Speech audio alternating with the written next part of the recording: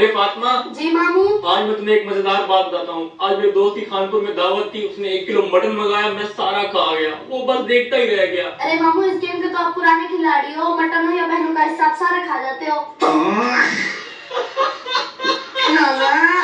मामू आज पिज्जा खाने चले। फातिमा ये भी कोई खाने वाली चीज है, कोई अच्छी चीज खाओ। मामू आपने भी तो मेरी अम्मी का हिस्सा खाया, ये भी तो कोई खाने वाली चीज नहीं थी, फिर भी आप खा गए।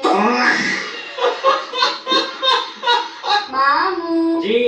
मेरे प्यारे मामू जी। मेरे अच्छे मामू जी। मेरे खूबसूरत मामू जी। बहनों का हक खाने वाले मामू जी। अभी आपने जो कन्वर्सेशन सुना है बेहद दिलचस्प आपको लगा होगा, लेकिन बहुत ही मानाखेज था, बहुत ही मीनिंगफुल था। ये एक मामू और भांजी के दरमियान एक कन्वर्सेशन हो रहा है।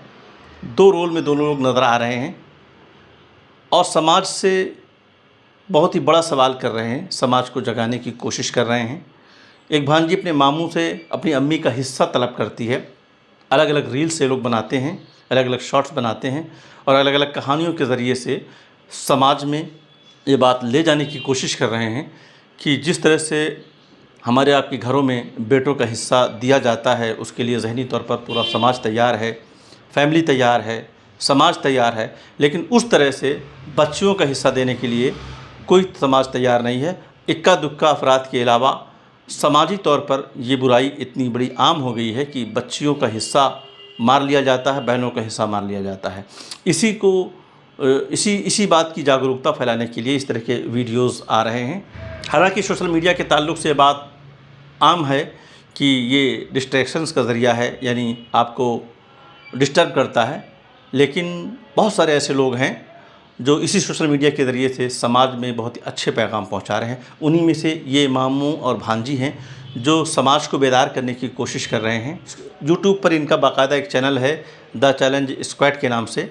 आजकल ये इसी तरह की वीडियोस बना रहे हैं। हालांकि पहले मज़ाहिया वीडियोस भी इनके मिलते हैं, लेकिन पिछले कुछ महीनों से मिशन के तहत बाकायदा ये मामू और भांजी ऐसे वीडियोस बना रहे हैं जिसमें ये सोसाइटी को बेदार करने की कोशिश कर रहे हैं और ये बताने की कोशिश कर रहे हैं कि मुआशरे में बहनों का जो हिस्सा है वालिदैन की जायदाद में, उसको उन्हें मिलना चाहिए और किसी भी तरह की हीला हवाली नहीं होनी चाहिए। आम तौर पर यह समझा जाता है कि हमने शादी कर दी, शादी में जो जहेज़ के तौर पर हिंदुस्तान में जो राइज है, जो कुछ भी है दे दिया, मुकम्मल हो गया, यही बस है।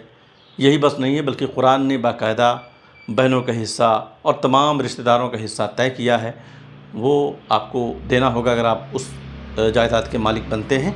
तो इसमें ये बात बड़ी अहम अंदाज में बताई गई है। एक दो और इसके देख लेते हैं वीडियोस हम लोग।